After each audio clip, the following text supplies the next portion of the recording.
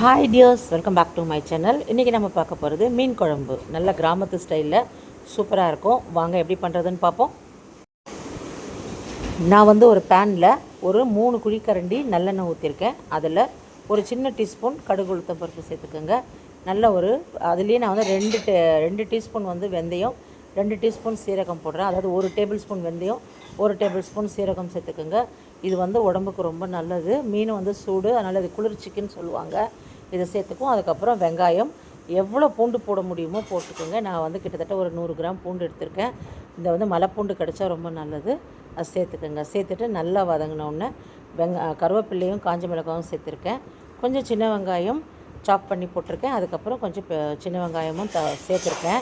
உங்களுக்கு சின்ன வெங்காயம் பூண்டு உரிக்கிறதுக்கு ஆள் இருந்தால் நீங்கள் இந்த அளவுக்கு சேர்த்துக்கலாம். இல்லைன்னா கொஞ்சம் பெரிய வெங்காயமும் சின்ன வெங்காயமும் சேர்த்துக்கோங்க.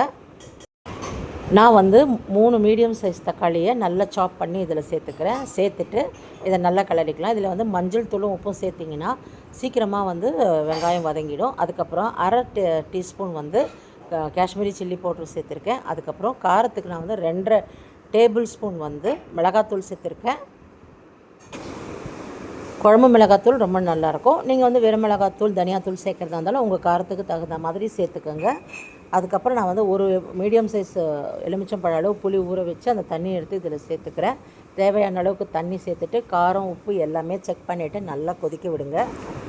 மீன் குழம்பு வைக்கிறவங்களுக்கு சின்ன ஒரு டிப்பு, வெங்காயம் தக்காளி எந்த அளவுக்கு நீங்கள் வதக்குறீங்களோ குழம்பு அந்த அளவுக்கு நல்லாயிருக்கும். அதே மாதிரி குழம்பு நல்லா கொதித்த பிறகு மீன் சேர்த்துக்கோங்க. நான் இந்தியன் சாலமன்னு மீன் எடுத்திருக்கேன். இது எனக்கு தமிழில் பேர் தெரியல. எந்த மீன் எடுத்தாலும் இந்த மாதிரி சேருங்க. நல்ல பச்சை வாசனை போன பிறகு நீங்கள் மீன் சேர்த்தா குழம்பு அவ்வளோ டேஸ்ட்டாக இருக்கும். நிறைய பேர் கொத்தமல்லி சேர்க்க மாட்டாங்க.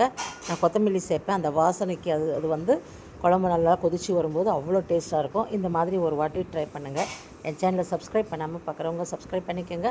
பக்கத்தில் இருக்கிற பெல் ஐக்கானையும் ப்ரெஸ் பண்ணிக்கோங்க. அப்போ தான் நான் போடுற வீடியோ உங்களுக்கு நோட்டிஃபிகேஷனில் சேரும். ஒரு லைக் பட்டன், ஒரு ஷேர் பட்டன் ப்ளீஸ்.